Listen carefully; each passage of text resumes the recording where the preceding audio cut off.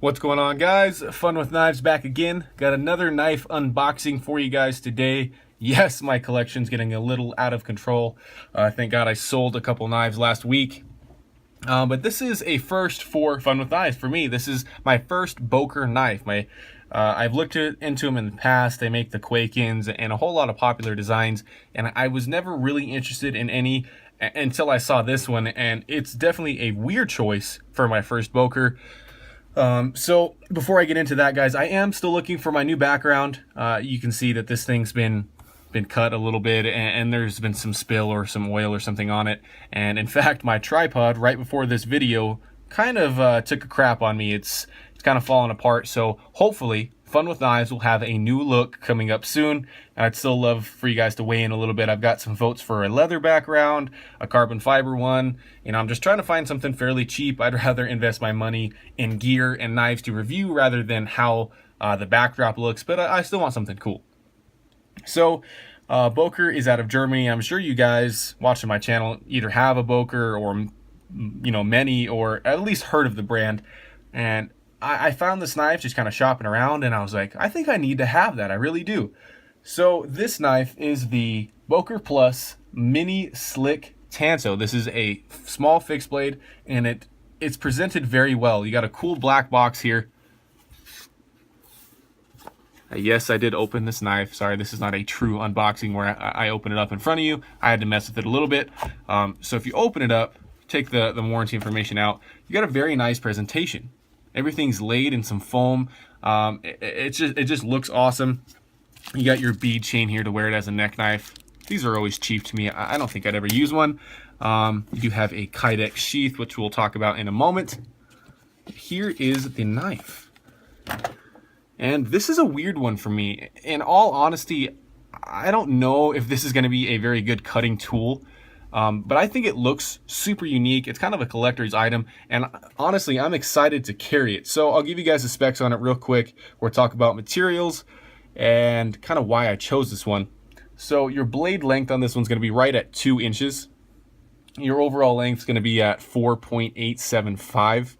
So a really small knife, and I don't have huge hands, but large size gloves probably, and that thing is just, it's itty bitty in your hand. Your weight on it's going to be 2.16 ounces. So I'm assuming that's without the sheath. This has got a little bit of heft to it for such a tiny little blade. Your blade thickness is going to be an ultra stocky 0.16 inches, and then your handle thickness is going to be 0.39 with those titanium slabs. So the steel on this one, 440C. I can flip that the right direction. New steel for me. I've heard a lot about it on YouTube and forums and everything, so I know it's going to perform okay. Not a super steel, but adequate for this price point. As you can see, a very skinny Tanto here. Boker Plus logo there.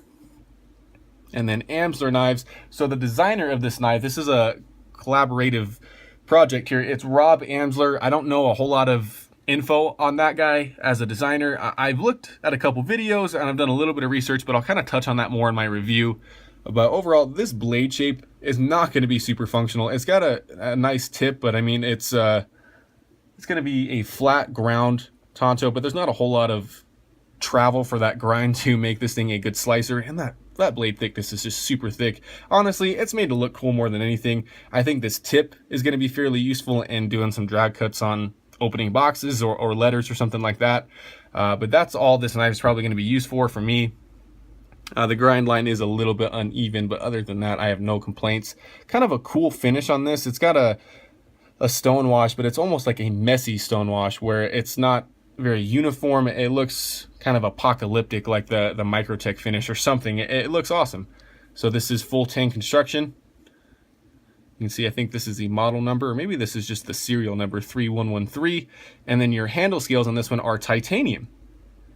Got that same finish on them. Looks really roughed up. It reminds me a lot of Boba Fett, and not just because I'm a Boba Fett fan, but if you guys are, you know his armor is very scratched up. It's very worn, and this knife looks a little bit like that, like it's been beat up, like it's been used a little bit. Not the edge per se, but just the finish.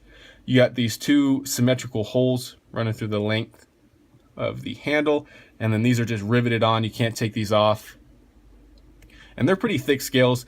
And I carried this knife as a neck knife just today. I got it this morning and I carried it around a little bit, and despite its thickness, it carries very well as a neck knife, which was surprising. The angle of the handle is very weird. It's got these large cutouts in the titanium. The ergonomics are just odd. I think they're meant for smaller hands where your first two fingers are supposed to fit here, but as you can see, mine really don't. Your third one fits here, and then they include kind of a hand-wrapped little paracord lanyard with an anodized blue titanium bead. So the ergonomics aren't terrible, but I mean, on such a small knife, they're not going to be great, and I really wish they would have done away with this hump and made this more of a flat surface and got rid of that, because I think it'd be a little bit better. But all in all, I'm not going to be doing a whole lot of cutting with this knife. It's more of just a cool piece to have in my collection. That I'm not too worried about it. But that lanyard, I just did a video on those. This is a great reason to have one on a smaller fixed blade or smaller knife that you want to have a 4-finger grip, but a knife of this size won't provide it without the lanyard. So all in all, guys, this is a cool knife to me, and one of the main reasons I got it, you can see its small size there, is to complement this knife. This is a ZT0456, and the main reason I did that is because this is also a titanium handled knife and it has the blue anodization in the backspacer on the clip and in the pivot, and I think this matches this perfectly. It's a perfect complement. This one's going on my pocket, this is going around my neck, or maybe on the belt or something like that. So I'll quickly go over the sheath and I think we'll be done here. Kydex sheath here, fold over design, and this is the thing that impressed me the most about this knife. The fit in there is perfect, no rattle whatsoever. I don't think I could get this to release from the sheath if I tried just flinging it off of there. There's no way. Got 4 lashing points here to do what you want with it. Super simple, no drainage hole, not really needed though. It comes out easy enough, but it's very snug when it's in there. I love it, and it's so compact. I mean, a fixed blade of that size is going to be very easy to conceal. Not that it's a self-defense weapon or anything, but if you don't want somebody to know you got a knife, this is a perfect one for that. So overall, guys, initial impressions on this one, good. I think it's awesome. I think a lot of people are not going to be very interested in it, and that's okay. It's just something I wanted in my collection and wanted to show off to you guys real quick. So thanks for watching, as always, and make sure to have fun with your knives.